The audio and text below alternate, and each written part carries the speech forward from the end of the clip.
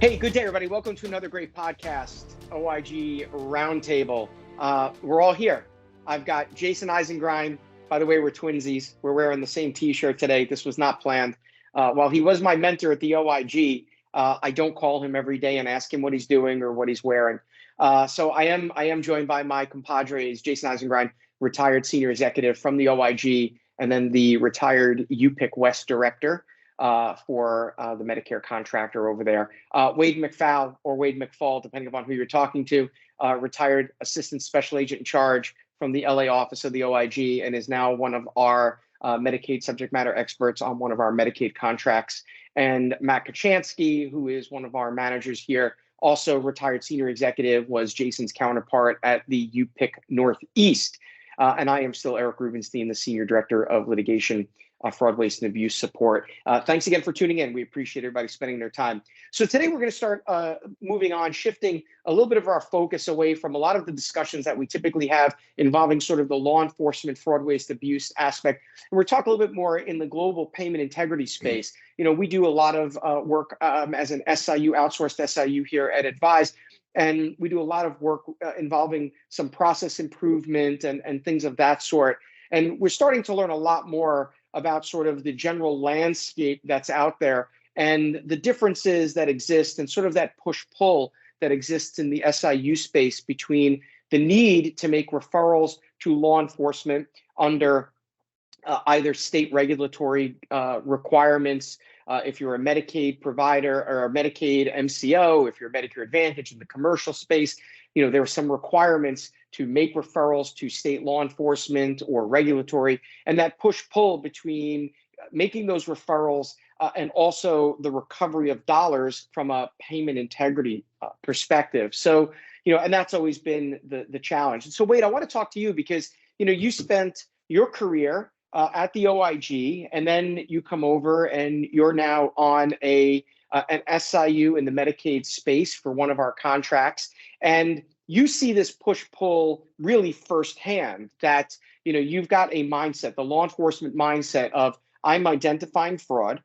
I should be making referrals for fraud with the push-pull of, but there's also this requirement to recover dollars and sort of those challenges. And so let's talk a little bit about, from an inside perspective, what do you see as being those, number one, those challenges, and number two, what do you see as being the areas where an SIU can kind of capitalize on that push-pull? Yeah, well, I think, and I've spoken about this on previous podcasts, so I don't want to rehash that, but being from my background, that was always really the goal when we would have meetings with the program safeguard carriers or the ZPICs or the UPICs. The investigators would work up their investigations in an effort to pitch them to us with the hopes that we would take the case, accept it, and work it criminally. So that's always been my mindset on how things are kind of supposed to work. And after retirement and working in the private sector, I'm seeing that that's not always the case. It's not the goal. Maybe, and I'm sure every MCO or every SIU has a little bit of different balance on what they want as far as the resources. I mean, everybody probably wants recoveries for sure and referrals, but when you have to balance those resources, there's a push-pull or a give and take on what your end game is. So I think that's one of the main things, is to have that communicated. It's like, if I'm used to the law enforcement side where it's focused on referrals, that's fine. But if I'm working somewhere where that's not the focus, make sure I know that early on, so I can, I'll do what you want, but I have to know what you want. So I think that's the main push-pull, is people coming from different backgrounds in the SIUs that I've dealt with. You have some previous law enforcement, that could be OIG, or it could be local law enforcement, or they may be from different Medicaid broad control units. So you have a pretty wide variety of backgrounds. Generally, I think you could assume that everybody knows how to investigate things, but the mindset, the focus is probably going to be different for all those different backgrounds. And I think that's the main thing, to make sure that everybody's really on the same page on what the goal, the SIU management, what is their goal. So you brought up a good point, which is this whole discussion about resources, and it's about resource management and resource allocation. And resources aren't always people, right? It's technology, it's people.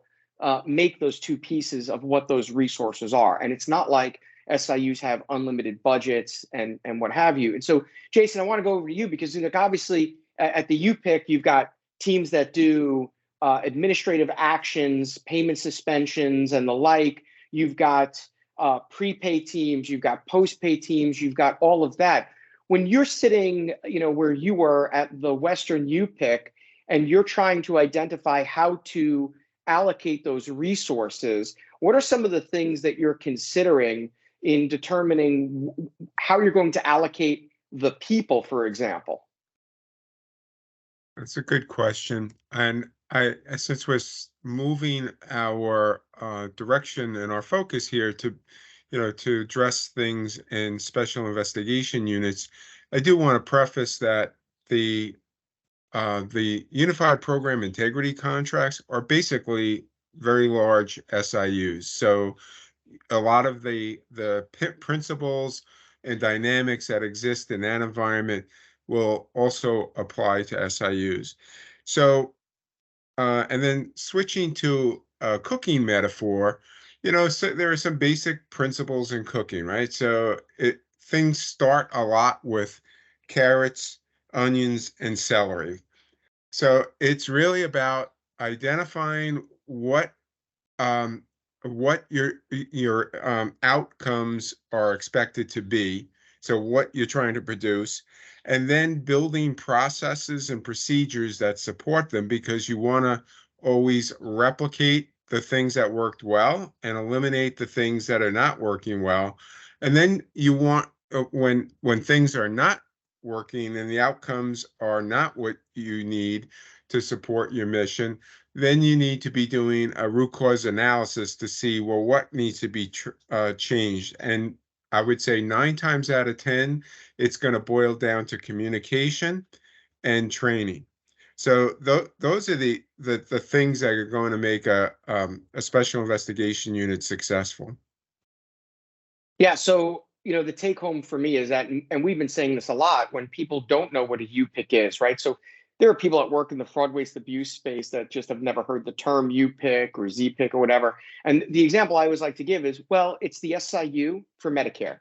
And then people go, oh, okay, and they kind of understand that. So, Matt, I want to go to you because you were an integral part of as Jaysen was, with the MCCs, right? We've talked about this on podcasts a number of times, this major case coordination, and obviously the focus in the CMS world is, at least within the contractors, is this collaboration, right? The Unified Program Integrity contractors are, when it was the ZPICs, the Zone Program Integrity contractors, and prior to that, it was the Program Safeguard contractors, and before that, it was just Benefit Integrity, where it was kind of just your own little microcosm of life, that the UPICs were created to kind of create this more wholesome group. It was also what spawned the unified case management system to create like one case manager. And that's what the MCC did. So there was this general ability to collaborate because it was all Medicare. And I think what we see in the SIU space is that there is a general reluctance to have the kind of collaboration that you would see in the MCC world, that we see doesn't exist to the level. And there are organizations that foster collaboration, right? There were organizations and there were databases to work to foster that collaboration.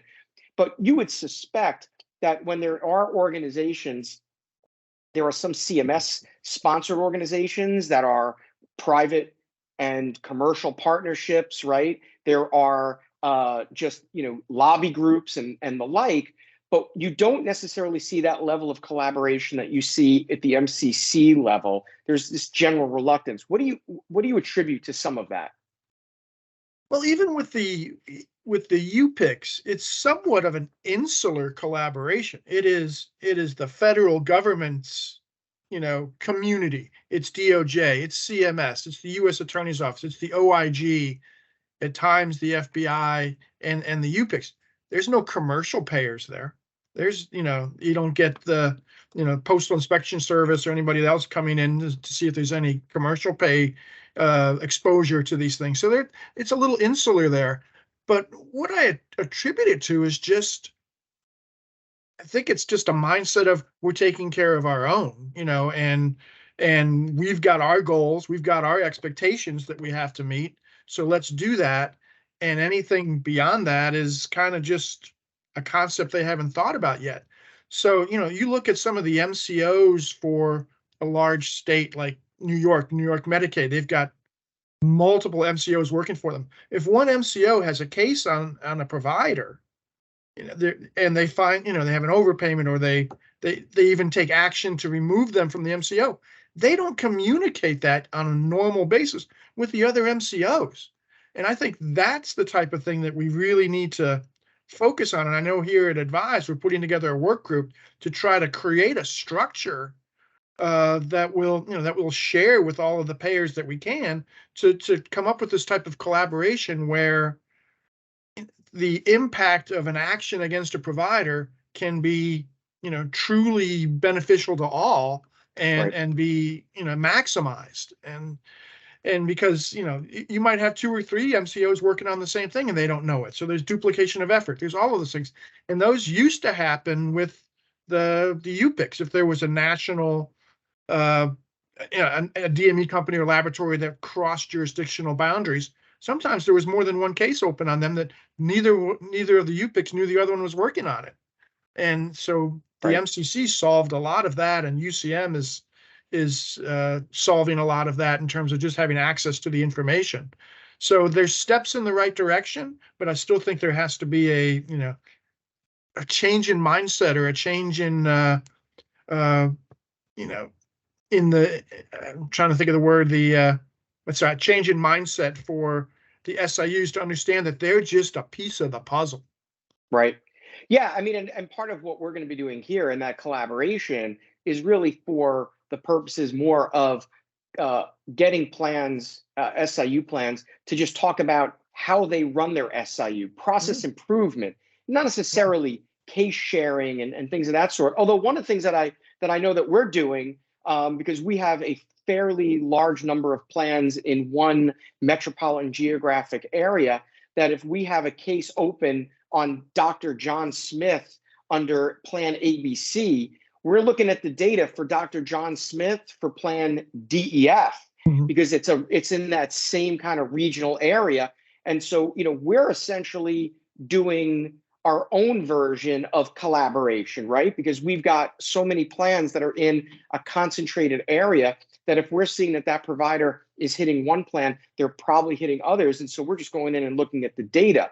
But yeah, the collaboration, I think, is always the challenge. The one thing that I've learned, and I saw this really specifically on a number of cases I had in New Jersey, was if a plan had a potential $1 million in loss, a lot of times they weren't communicating to other plans, that provider being fraudulent, because every single time that you open up that door and that provider is involved in fraud, waste, or abuse, and there's a potential recovery or overpayment, you're expanding the amount of money, right? And it's, I had a conversation with someone this morning where I said, it's not like the fraudsters are taking the money and putting it in a coffee can and putting it under their bed, waiting for someone to come and say, give me my money back, right? So, if a plan has $1 million in exposure on loss amounts, another plan may have a similar amount of money as well. And there's only so much of the pot of money that's out there. So, part of getting back to kind of when we talked about with Wade, this push-pull is, I'm not going to show you my cards, because if I show you my cards, you're going to know how you're going to be betting in the future. And so, I think I've used the term kind of colloquially with people is this lack of trust amongst SIUs. And I don't think it's really the right phrase, but I think that there's going back to the insular nature that plans, if they've identified a scheme, they kind of want to keep it to themselves, because in some regards, the ROI, the tangible piece of ROI, is getting that money back. So Wade, I want to go back to you, because one of those push pulls is bringing in money versus making referrals.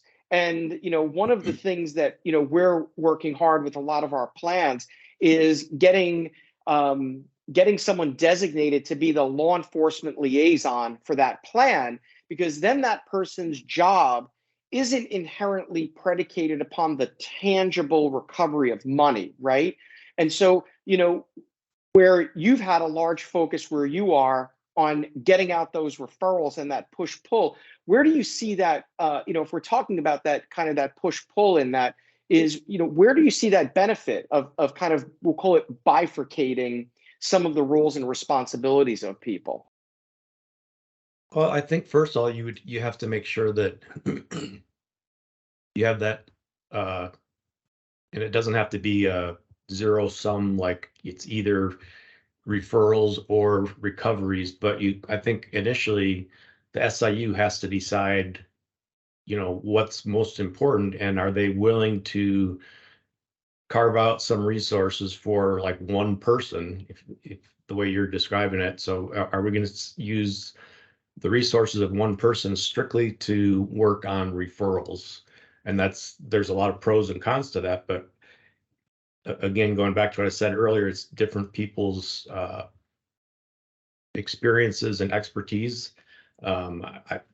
Again, going back to the referrals, that was always kind of our goal. So that's kind of in the forefront in my mind.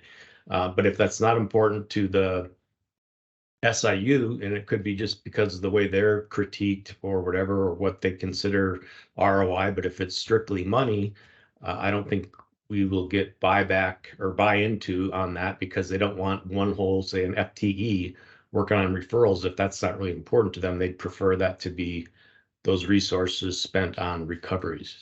Yeah.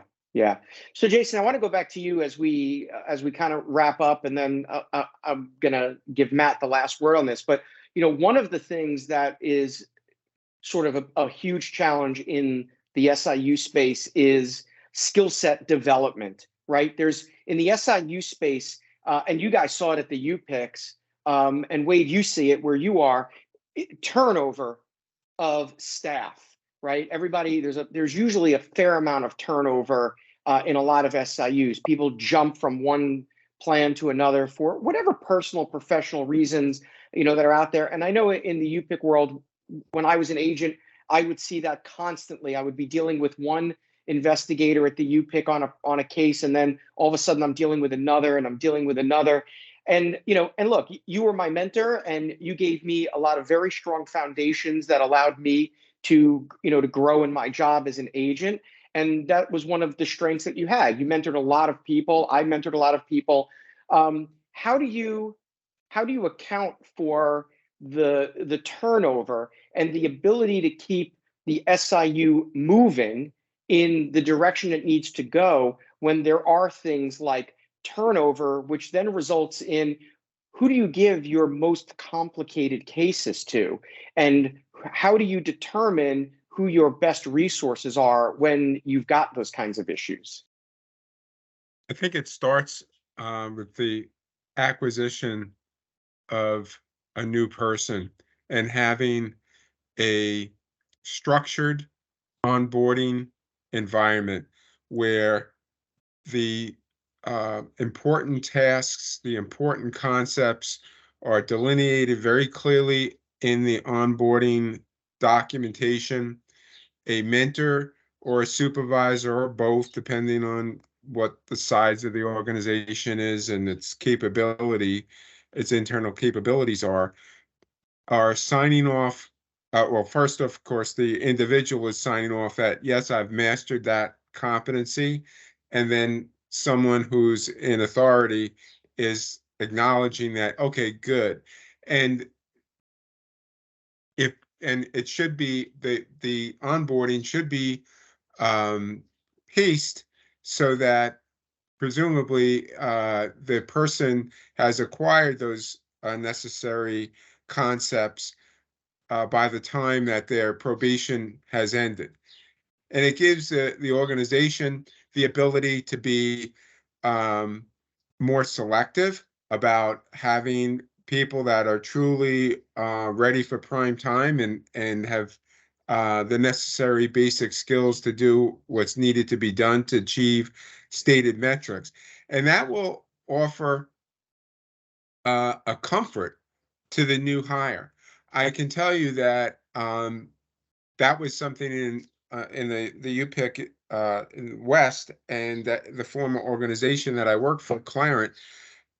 It is a nicely structured onboarding environment, and it worked wonders in terms of getting the talent that was needed and keeping those people in place. Because what I've been brought in to look at process improvement in a number of organizations now since joining Advise back in September. I would say a lot of it is just there's a need for greater communication, especially with new people, so that they feel that they have the understanding to do it. Because if they don't have that comfort, the job market being what it is now, where there are organizations that'll probably be able to pay more, there are organizations that maybe are more polished in terms of offering what the job is about, or whatever else, that competition is going to scoop up anyone that isn't feeling well connected to the organization. And that isn't just, donuts at a staff meeting. It's really about a comfort level that the operation is effective, efficient, and one that they understand. Yeah, those are really great points. And I will go back and say I lied. I'm not going to give you the last word. I'm going to give Matt the last word, because one of the things that Matt, so we've been working on a bunch of these process improvement, SIU process improvement. And, one of the things at OIG that we did a bunch of years ago, well before I retired, but, certainly after Jaysen and you retired, was a formal mentoring program. I had to go through a 2-day training. I had to do a functional equivalent of the Myers-Briggs, because the goal was to try to connect you with a new agent when we did large hirings that was going to be just a good fit, right, from a relationship perspective. And look, there are things that we can't account for, right? If you go to a plan that's going to pay you X dollars, and in 2 or 3 years you leave to another plan that's going to pay you X plus as a multiplier, you can't compete with that. But you certainly want to be able to be competitive within the SIU, that you're being supportive and, running through that. So Matt, I want to give you the very last word on this as we're out of time, to just talk about, like, when you've got a situation where you've got, and you were at the Northeast UPIC, which was equally as large, you're in really a densely populated area, is what do you see as being the biggest challenge in it's not the keeping of people, but it's keeping them engaged in understanding that as they become more experienced, you have to keep them engaged and interested in wanting to stay there. And it looks like I lost Matt. Apparently my question was so disheartening that He didn't want to have the last word. They didn't want to have the last word. So Jace, let me go back to you. So for the final word on this, we'll pivot back to you. Is what do you see as being the couple things that are the most important pieces to keep people engaged in their growth and development as an SIU investigator? It really, I hate to be repetitive, but it's about communication and I would say training, but I don't just mean training, but it's that process improvement where there's a free and open environment for people to float suggestions about problems that they're experiencing in the process, or a form or a system that isn't, uh, commingling very well. That also is something that I've seen in several SIUs now over the past few months of doing process improvement, is that there's a lack of interoperability between systems. Sometimes it requires a special type of sign-in. People have to literally shut down. And that half hour it takes to go from one secure system to the next, it really puts a damper on someone's vim and vigor in terms of how they want to pace themselves in the production. Yeah, Hey, I'm back. That's a good Sorry. point. Yeah, I figured, Matt, I figured that the question was so ominous for you that you had to log off, catch your breath, and come back. So I'm going to give you the last word in a second. But Jaysen, you're right. So that from a processing perspective, what you're talking about is the inability to have what they call the SSO, single sign-on, right? Get into one system, do your work, get out. That you're spending all this time logging in, logging out. It really does become a frustration for people. So Matt, I want to go to you for the very last word, as long as you aren't going to get, freaked out over my question, but but just from an internal kind of retention perspective, how do you keep people engaged with one, I enjoyed being an OIG. I enjoyed healthcare for it. We enjoy it. That's why we stayed in this space. Jaysen's been in this space for well over 30 years. You, Wade, we've been here a long time. We were engaged because we enjoyed it. It's also the fact that Jaysen and I also dress the same, and that's part of it. But what do you see? And you're doing a lot of process improvement stuff as well. Yep. You came in and rewrote most of the policies and procedures at UPIC Northeast for process improvement. What are the things that keep people engaged? What keeps people engaged is knowing what their jobs are, knowing what the expectations are, being given the tools that allow them to achieve those, expectations. And on a manager's point of view, it's knowing what the capabilities are of your people, knowing your people, what motivates them. Is it public praise? Is it money? Is it just a private slap in the back? It's understanding what those, what your people want, and then giving them the tools to achieve their job, making sure they understand what their jobs are. And I can tell you, it's not easy, because expectations, especially if you have a payer like CMS, those expectations change daily. We talk about MCC. Prior to MCC, it was more like Horizon, or where everything was supposed to be, no referrals, just get the money back. MCC kind of brought the balance back to that. So all of those expectations changed. The people's jobs changed because of that. It's communicating that. It's, again, giving them the tools, and Jaysen's right, onboarding the right people, understanding them when they come on board. Here's what you're going to be doing. What is your skill set? How do you want to be motivated? All of that goes into play. And you got to multiply the difficulty of that by the COVID factor, where everybody's remote now. Doing that kind of training and mentoring that is necessary, now it's twice as difficult, because sometimes it might be years before you even meet the people, other than on the phone or right. through a video conference. Right. It makes it doubly tough. Yeah, those are so I think really what you're saying is, talking about really, at the end of the day, it's managing the expectations of the person. And the example I always like to give is, if you spent, talking about the OIG, if you spent 10 or 15 years at the Secret Service doing threat and protective intelligence, and then you come over to HHS OIG as a senior agent, you cannot be expected to operate at the same cadence as someone like me, who spent 20 years as a field agent. If you don't even know what a CPT code is, right, how could you be expected to operate at a tempo that someone who's been in the space for 20 or 25 years operates? So it is, and that gets back to kind of Wade's issue, is this push-pull, right? Like, what are the expectations? Someone who spent 20 or 30 years in this lane, and now they're in this lane, there's an expectation management, and I think that yep, becomes a challenge, particularly when you've got an SIU where you've got a huge amount of turnover.